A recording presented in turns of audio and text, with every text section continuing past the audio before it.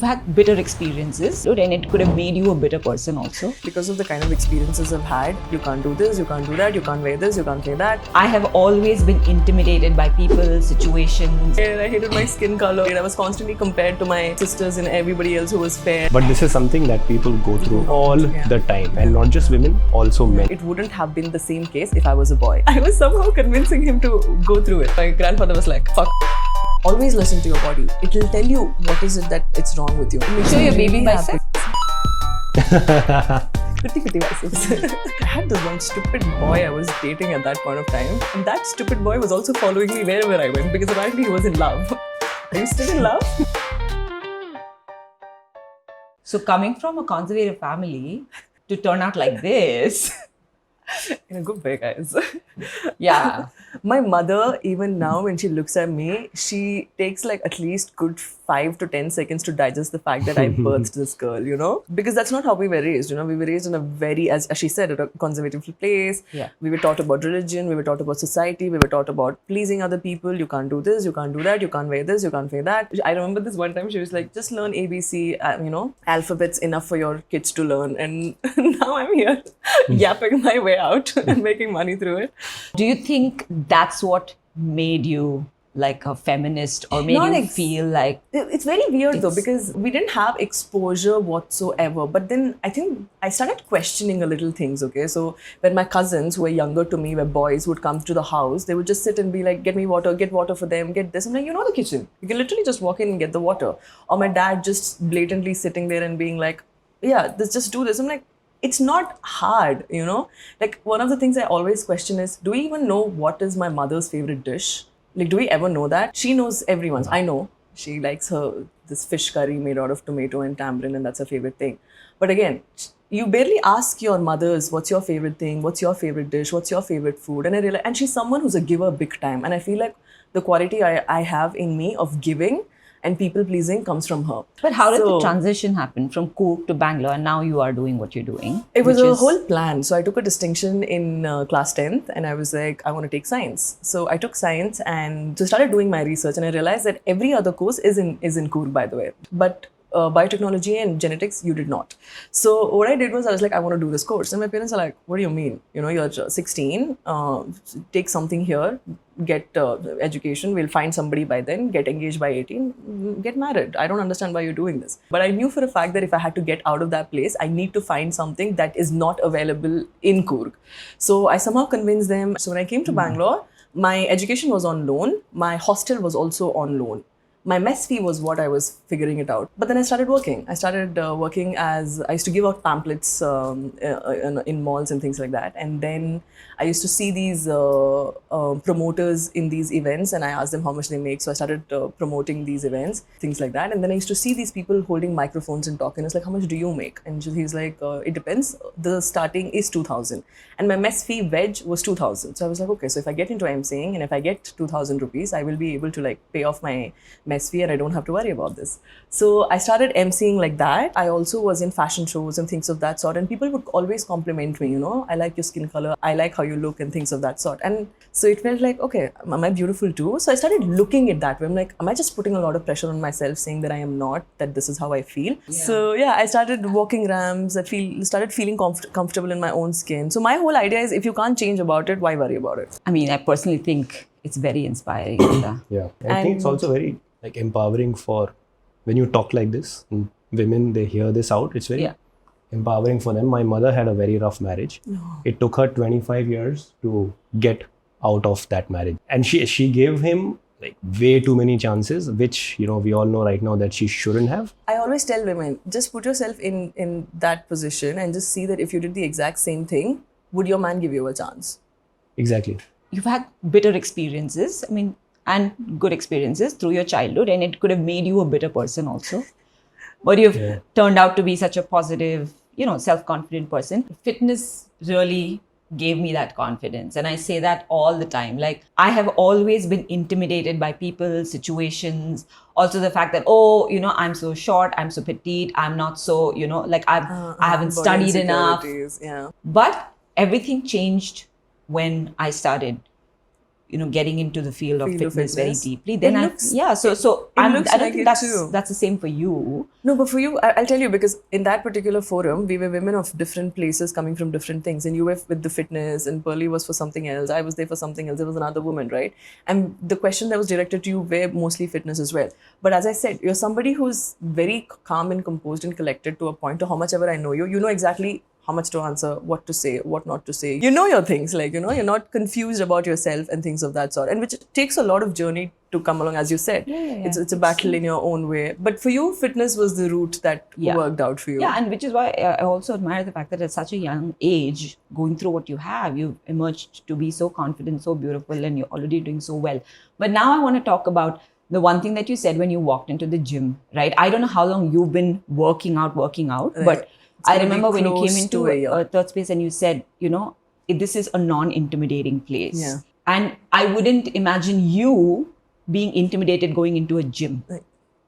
Right? I don't know if you've had any experiences or what it is, but you look great, you work out, and at a such young age, why did you say that? Did you have experiences? I'll tell you, I feel like for me, because of the kind of experiences I've had, especially with a lot of people, I want people to make me feel safe. Okay? And it's not your job to make me feel safe, but the kind of energies at least you put out makes me want to feel like, okay, me coming to this gym feels like another extension of me. And I'm not going to lie, I have been trying a lot. So my brother had taken some time out to kind of train me, to take me to his gym. I went to my own. I tried online training and all of those things, right? But one of the things with gym is not intimidation per se. The space never felt welcoming, It's constant.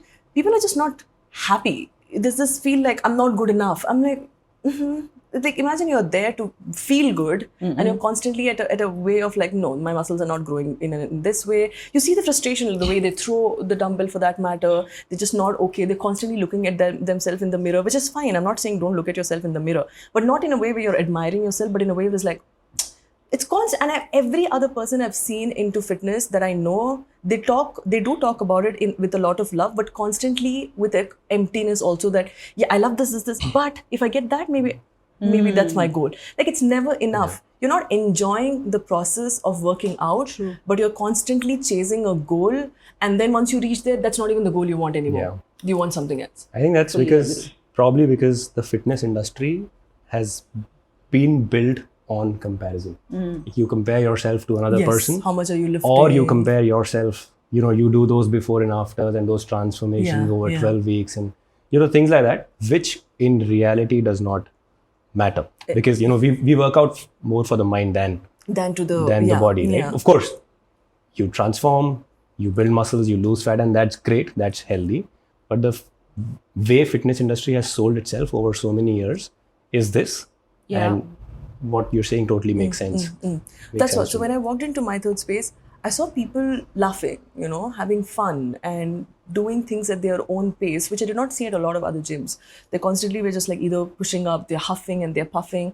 They are like, the face itself is just this. So for me, working out it's not like it's not hard. It is, but it needs to be fun, I'm like, your life is supposed to be fun. You need to find joy in things that you want to do. When you're eating food, you need to find love in it. When you're spending time with people, the idea is to just have a good time with them. And when you're working out, the idea is to have fun about it. Do workouts, talk to people, and have that thing. And I feel like my third space gives that beautiful energy. Same thing goes with Limitless also. When I go there as well, and since I started a year ago. This August is when it's going to be a complete year. I was taking 3 days a week, and I tried coming to the morning classes, but it was just too morning for me. I was like, I couldn't.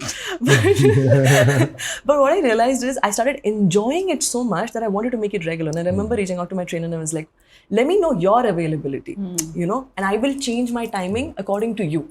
Instead of you changing timing according to me. So it doesn't matter if it's taking me an hour to reach that gym, because for her, as she has other trainers and she's training them there, I will come to you, but I want to train more often. I want to do 6 days a week. Is it because you want to genuinely make fitness a routine, or is it because you love that format, or what is one of the reasons that you're so consistent? So with Calisthenics, I like the fact that it's just my body weight that I'm doing. So I feel like I'm doing so much with my body than like taking. Yes, I do take external help here and there because if I have to build my shoulder strength, if I have to do that or do this or something.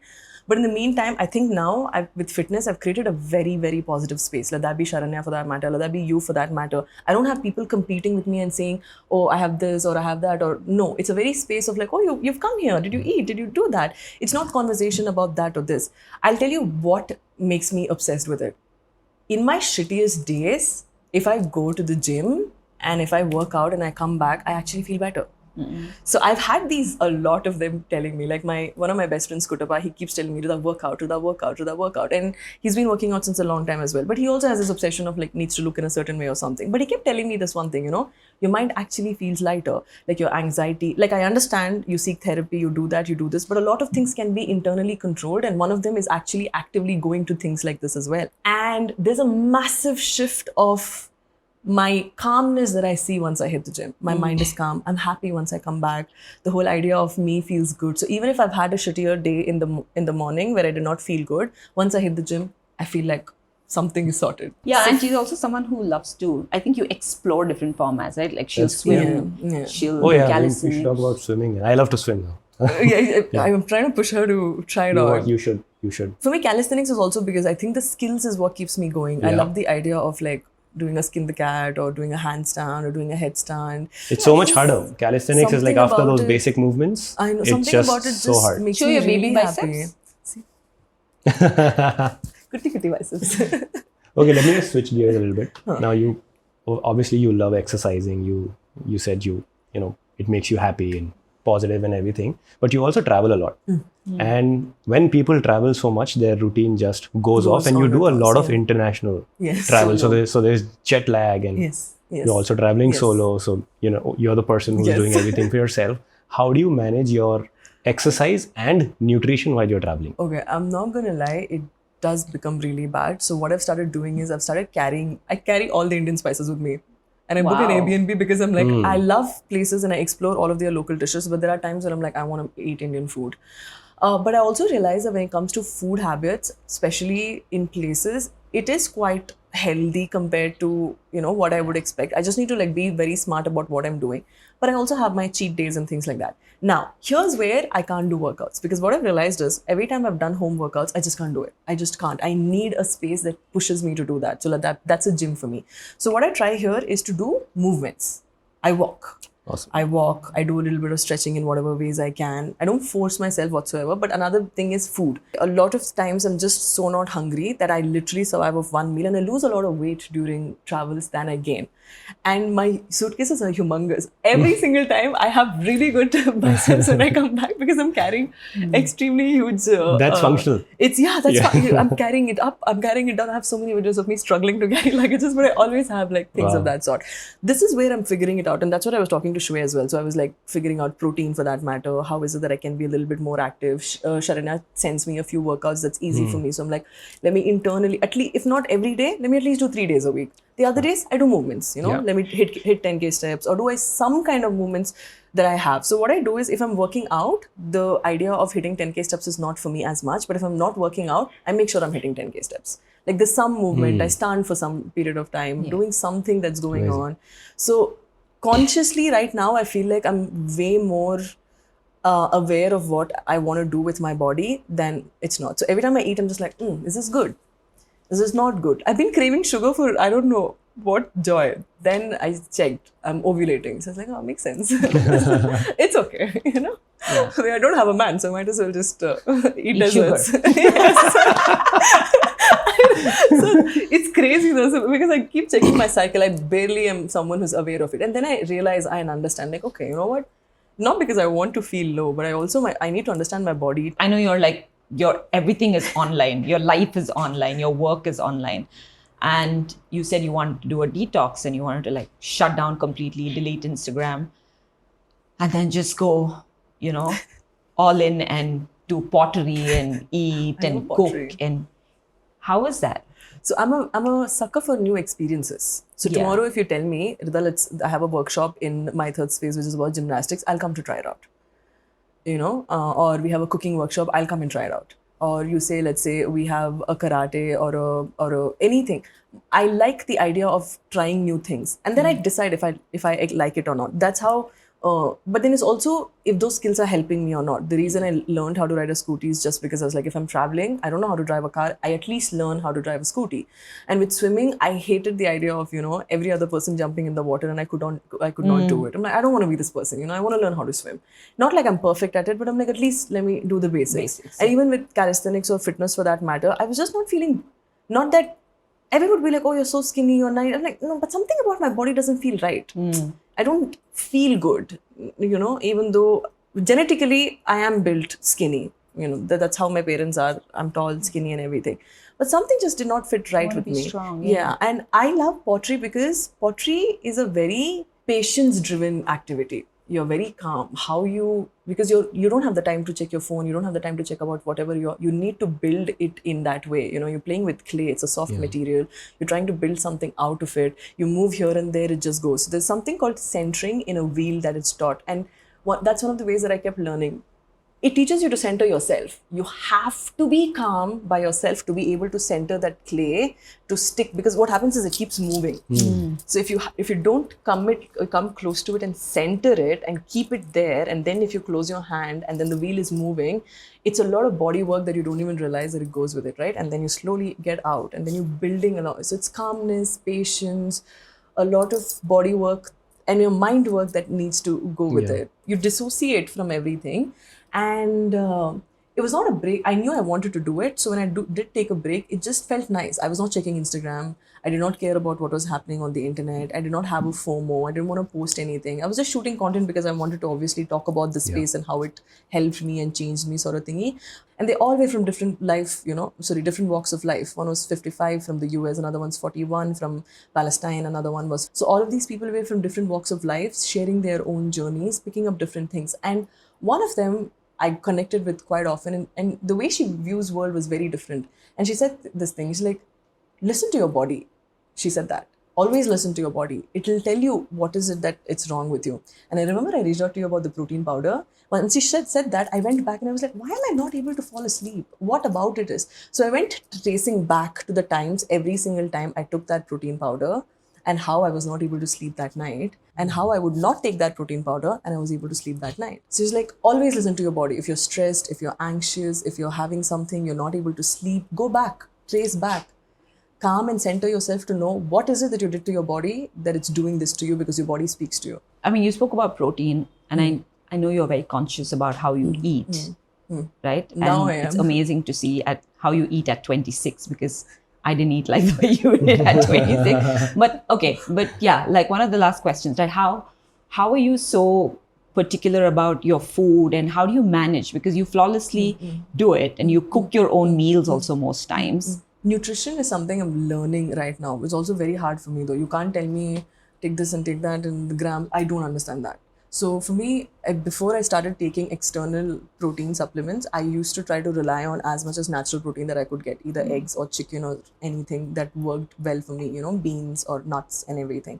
So later on, when I started understanding that this is fiber and I need fiber, and this is carbs, and this is how much it makes me sleepy and drowsy, and why does it make me sleepy and drowsy, but if I reduce it, it was basically an experimenting process for me. And then if it's protein, what is that my body is feeling after this? How is it that if I eat a bread, how does it make me feel? If I just stick to this, how does that make me feel?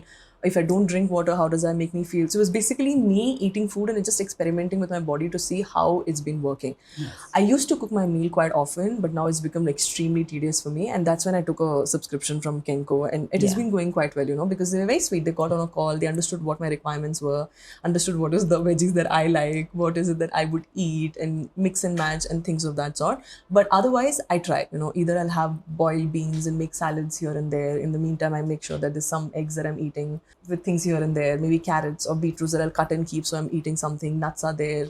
So not in a way where I know exactly what they're doing into my body, but I do know that this is fiber, this is good fats, and this is carbs, and this is protein, and I do it in a way I need to do it. I think just that awareness, what you just said, right? This is fiber, this is fat, this is protein. If people have that awareness, a large part of the job is done. I think it took me a lot to understand, because I was like, why are we so carb heavy?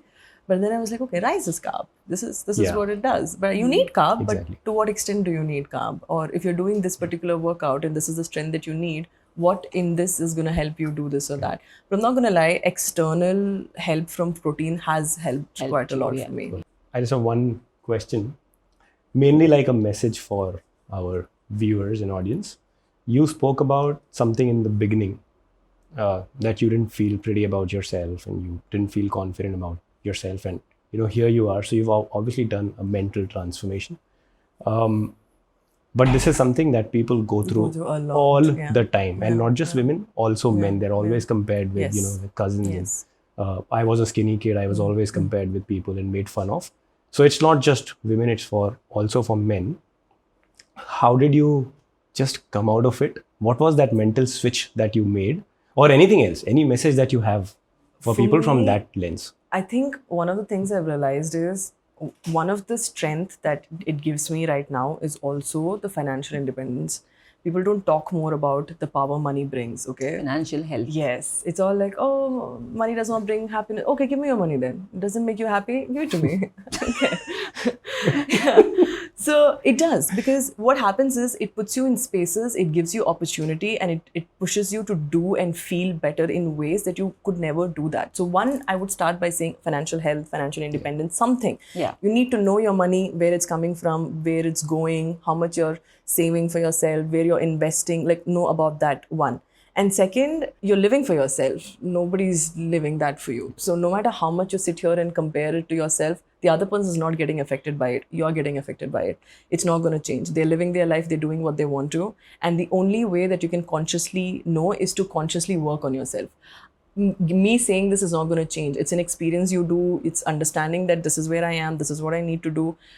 It's just a lot of work that needs to be done. And I keep telling people, one thing is, you can't be me, I can't be you. Okay, my experiences cannot be your experiences, but your experiences have shaped you in ways that you have to shape. But you dwelling, either you dwell and complain about it for the rest of your life, or you dwell, you understand this is a problem you have, you find solutions to it.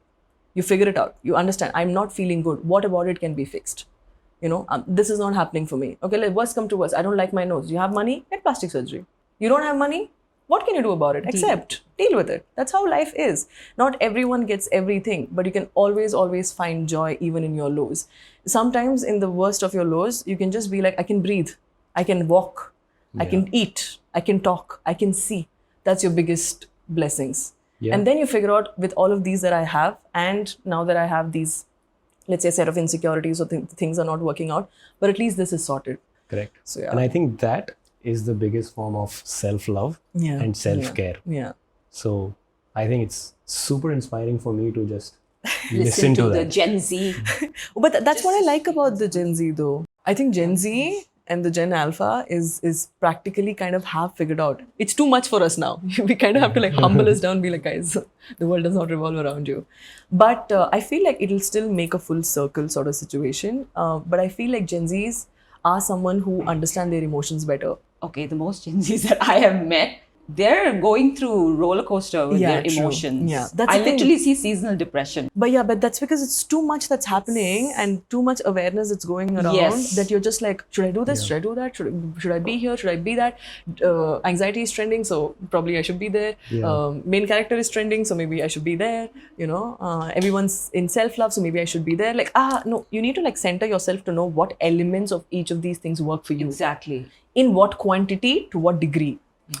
I might sit and joke about this or that, but when I have a conversation, I know what to say. If I'm invited to a setup, I know how to be there.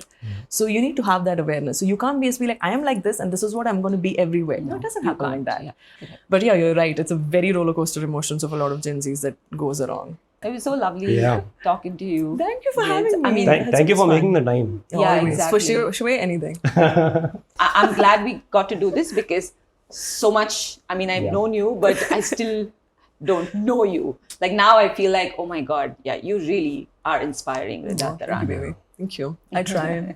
Awesome. Thank you. Thanks It was a lot. so much fun. Thank you so much, guys. Thank you so much for having though. You guys are amazing hosts.